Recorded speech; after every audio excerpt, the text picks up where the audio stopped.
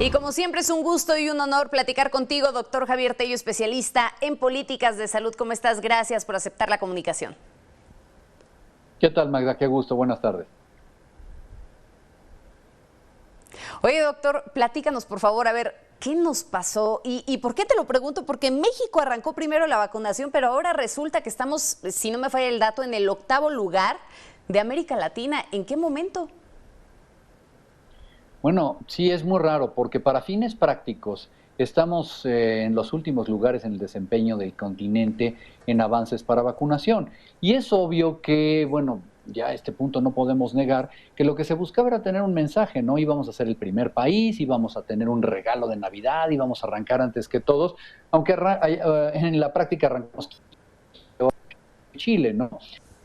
Y la diferencia fue en que pues, muchos países tienen una estrategia bien formada, tienen un liderazgo, tienen una persona que está a cargo de esto, y nosotros no lo tenemos en México. Tenemos una suerte de repartición de responsabilidades que van desde el presidente de la República, pasando por Hugo López-Gatell, intervienen opinando el secretario de Hacienda, el canciller, todo mundo, pero lo que no vemos claro es cómo se va a hacer y con qué. Tenemos calendarios que van fluctuando, dependemos, no lo digo yo, lo dijo Hugo López-Gatell, de las entregas para poder tener las logísticas, y lo que no hemos tenido ha sido una unificación. Por eso yo escribía la semana pasada que es hora ya de dar un manotazo y de que el Consejo de Salubridad General nombre a un director del programa de vacunación. Nos falta más del 90 y tantos % de vacunar a la gente en este país, y estamos viendo cómo empiezan a surgir, primero desde pequeños detalles hasta ya francas fallas, desavenencias con los gobiernos de los estados, un pistolero que amenaza a la gente en Oaxaca, lugares en donde tienen a los ancianos formados cerca de 8 horas y a la mera hora les cancelan. Es decir, esto se está volviendo caótico. Y lo que no estamos como punto final pudiendo hacer es vacunar a más de 500,000 de personas al día, que es lo que realmente necesitamos para poder tener una efectividad en lo que estamos haciendo. Estamos muy lejos de tener esas cifras. Híjole, y vaya que hoy mismo lo decía Hugo López-Gatell, ¿no? Que finalmente se tiene que lograr esa meta, 500,000 al día. A ver, el secretario de Salud de Nuevo León, y esta es una pregunta obligada, Javier, el secretario de Salud de Nuevo León, Manuel de la Oca Vasos, acusó que 4,000 dosis de laboratorio de Sinovac que recibieron no estaban en buenas condiciones. Esta situación lo llevó a que de plano se las regresaran a la Federación, y bueno, pues ante esto, escuchábamos hace unos momentos antes de irnos al corte, Ruy López dijo que bueno, que las vacunas estaban en buen estado y que si no las querían con permiso, ¿no? Que entonces se las iban a pasar a otros municipios. El presidente López Obrador incluso respaldó esta situación en la conferencia matutina el día de hoy, pero ¿qué nos dices? ¿Quién tiene la razón en todo esto? Porque de pronto parecería que nuevamente nos vemos enfrascados en estos dimes y diretes que van de un lado a otro y en medio queda la ciudadanía. Lo que pasa es que una vez más, el gobierno está comunicando como lo viene haciendo, ¿no? De una manera inexacta. ¿Por qué? ¿Quién tiene la razón? Bueno, en el procedimiento quien tiene la razón es el secretario de Salud y los secretarios de Salud de los estados, que están viendo que las vacunas llegan con un termómetro que tiene un vástago que te marca una temperatura superior máxima. Resulta que esta temperatura superior máxima a la que fueron expuestas estas vacunas está por arriba de lo que se mencionó que era una temperatura segura. Luego dice López Ridaura antier, no, es que estas vacunas de Sinovac pueden resistir hasta tantas temperaturas. Bueno, no sé de dónde sacó el dato. Es muy fácil que muestre la ficha técnica del fabricante donde viene eso estipulado. Yo personalmente ya la busqué, a lo mejor no soy la mejor persona para hacerlo, pero ya la busqué y no la encuentro en ninguna parte. Lo que sí encuentro es un comunicado de prensa, un artículo de prensa de Reuters del año pasado donde dicen que tal vez la vacuna de Sinovac es segura a determinadas temperaturas, y me refiero a su eficacia, porque ninguna vacuna tiene ningún peligro en ese sentido. Ahora, ¿cómo terminar con la discusión, Magda? Es muy fácil. Hay un centro que se llama CAYAC por sus siglas, que es el Centro de Calificación y Análisis y que se dedica precisamente, trabaja de la mano de COFEPRIS para verificar la eficacia de todas las vacunas que vienen en México. Te voy a poner un ejemplo. Recordarás, como nuestro auditorio seguramente, que hubo un problema con vacunas del sarampión a finales de 2019. Lo que pasa es que esta comisión, Así Kayak, es. ¿sí?, calificó las vacunas y vio que la triple viral tenía muy poco componente de eficacia en rubeola, pero no en sarampión, que era donde urgía. Entonces, un López-Gatell, que no era el mismo López-Gatell que ahora, tuvo un conflicto directo con el comisionado de COFEPRIS, que todavía no, al que todavía no le era su jefe, ¿sí?, porque no querían liberar estas vacunas porque el componente de rubiola era bajo. Sin embargo, nos hubiera servido, y le doy la razón a Hugo López-Gatell, para inmunizar a los niños contra el sarampión. El sarampión es una emergencia, la rubiola no es una emergencia. Bueno, todo esto para decir que a eso se dedica Kayak. ¿Por qué no hemos nosotros calificado y visto a estas vacunas desde que llegan a México? Por una razón, son vacunas nuevas y este organismo todavía no tiene desarrollada la tecnología ni la metodología para poder hacerlas. Es como si tuvieras un coche modernísimo que no tiene servicio y refacciones en México. Ok, pero para evitarse discusiones, López Ridaura, en vez de envalentonarse y amenazar a la gente y decirle que le va a quitar las vacunas y que se las den a otro lado, y el presidente diciendo sin ninguna base científica ni técnica que las vacunas funcionan así, salgamos de dudas, que esta oficina le pida la documentación a Sinovac y que nos enseñen, o que tomen unos lotes de estos que subieron su temperatura y los manden a China, donde tienen en el laboratorio donde los fabricaron, y que nos den una validación. Perdón, Magda, si nos dan un documento del Claro. fabricante validando que están funcionando, no tenemos una discusión y no tenemos que entrar en pleitos políticos ni en dimes y diretes. Nos basamos en la ciencia y en lo que la ficha técnica del fabricante o una certificación de un análisis específicamente te dice que siguen funcionando. Y fíjate que esta parte me llama la atención y me lleva a preguntarte entonces, a ver, ¿qué pasa cuando una vacuna no está en la temperatura correcta, ¿no? Porque al final del día lo que respaldaba en este sentido el secretario de Salud es: estoy poniendo en riesgo a la población. ¿Le pasa algo a un ciudadano si de pronto es sometido a esta vacuna que no estaba, vaya, lo suficientemente fría como para podérsela aplicar? Pone en riesgo a la población porque le está administrando una vacuna que no sirve. ¿Me explico? Es decir, te está administrando algo que no funciona. No hay ningún peligro, no se vuelve ni tóxica ni venenosa, no te va a pasar nada. Pero ese es el problema, que no te va a pasar nada, ¿sí? No vas a tener tampoco una inmunidad. El mayor riesgo que tú tienes poniendo vacunas fuera de la norma de la red fría, vacunas que se congelaron cuando no debieron haberse congelado o vacunas que se calentaron, es que la vacuna pierde su efectividad. Es como si te estuvieran inyectando agua, algo completamente inocuo. Y lo que tú no quieres es tener y ni correr el riesgo de tener una población que no fue vacunada con una sustancia efectiva. Ese es el riesgo. Uno, que tenemos a la población Claro. que cree que se vacunó y que la vacuna no funciona, ¿sí? Y dos, que estás tirando tu dinero. Oye, doctor, ¿y es la única vacuna de la que no se cuenta con esta documentación? ¿O en el caso de todas las vacunas, realmente carecen de este documento emitido por el organismo que nos mencionas?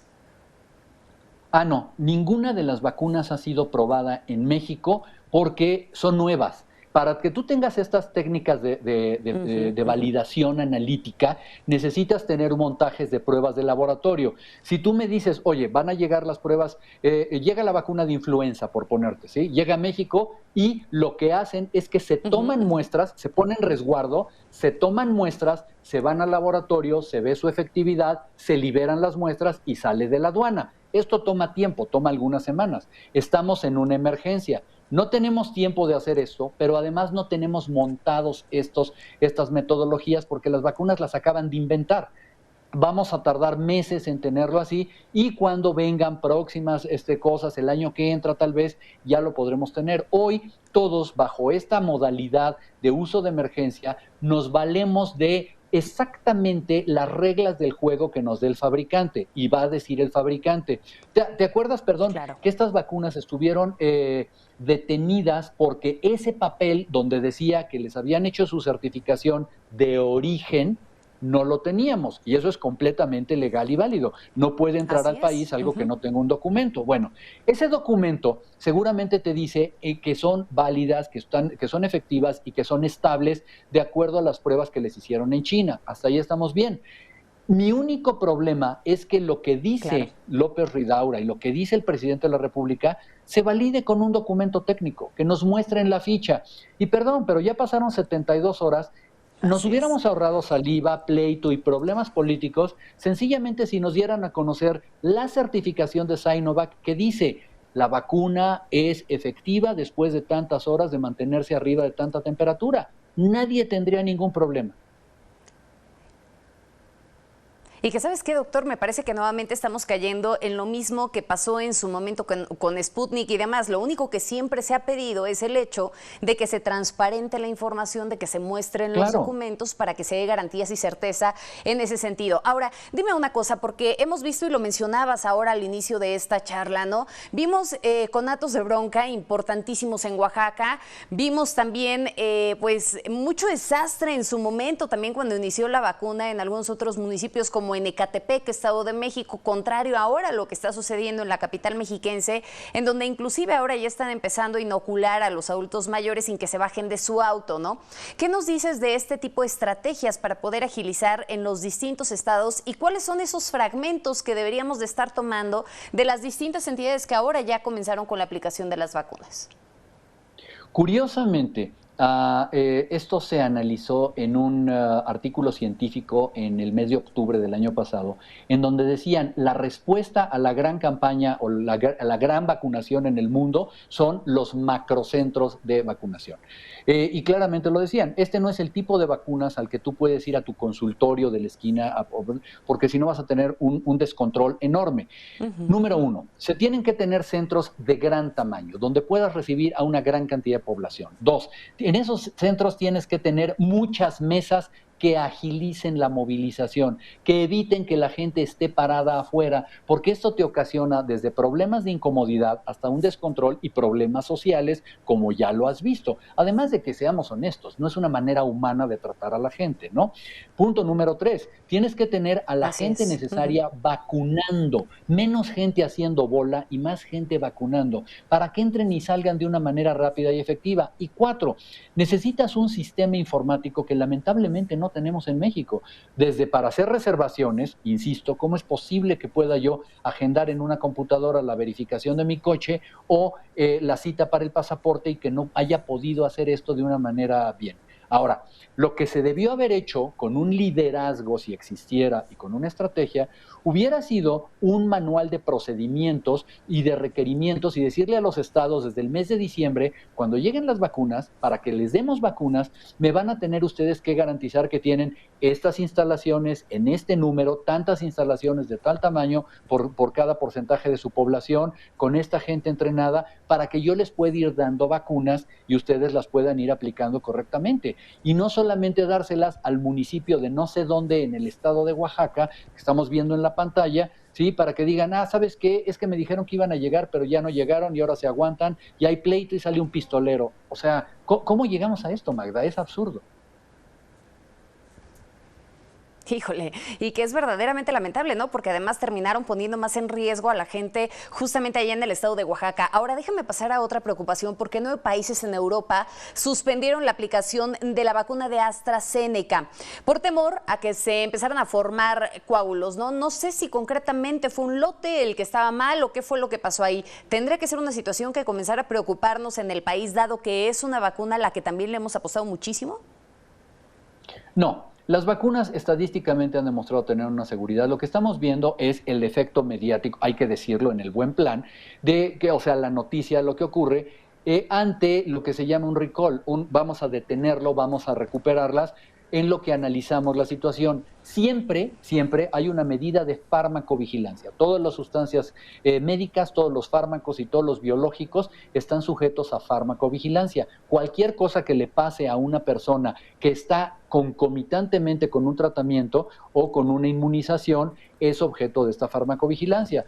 Es interesante ver si este efecto secundario aparentemente viniera de las vacunas. Lo último que yo leí es que, según lo que dijo la autoridad regulatoria de la Gran Bretaña, que es al final donde está basado AstraZeneca, es que estos coágulos, estas coagulopatías que se veían, no eran estadísticamente mayores las presentadas en la población vacunada que las presentadas en la población normal. Es decir, llamaba la atención, oiga, yo tengo esta coagulopatía y me vacunaron, pero hubiera sido el mismo número estadístico de gente que si no se hubieran vacunado. Eso es, ahora, lo que se toma siempre es una medida precautoria y eso es normal. Lo que creo, espero realmente que va a suceder es que se va a analizar y va a quedar liberado el lote y van a volver otra vez a tomarlo.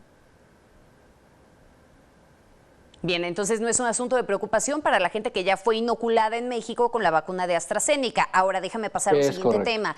Esta semana, justamente ayer, el presidente estadounidense Joe Biden dijo que el 4 de julio va a ser el día de la independencia del virus, ¿no? Que se iba a iniciar esa independencia del virus allá en Estados Unidos. Y también mencionó que para el 1 de mayo todos los adultos van a ser elegibles para la vacunación. ¿Qué giro da en este sentido su estrategia? Porque, pues, sin duda sabemos que allá la estrategia de vacunación ha sido totalmente distinta, pero el hecho de que ya se diga que todos los adultos van a poder ser candidatos a la aplicación de una vacuna, pues eso sin duda cambia un poco las cosas, ¿no? Cambia las cosas de manera radical, está acelerando todo y le está apostando a tener, antes de que llegue el otoño, a la mayor cantidad de gente vacunada. De hecho, el doctor Anthony Fauci ya había hablado de los primeros estudios en niños porque quiere seguramente que en otoño que regresen los niños a la escuela también ya estén vacunados o se comiencen a vacunar. Estados Unidos le está apostando grande y hay que entenderlo. Lo están haciendo bien porque lo tienen que hacer bien. Saben que una población que no se encuentre vacunada lo antes posible no va a reactivar su economía lo antes posible. Entonces, todos los países que lo están tomando con calma o que no tomaron las previsiones necesarias, pues tienen que tomar este ejemplo.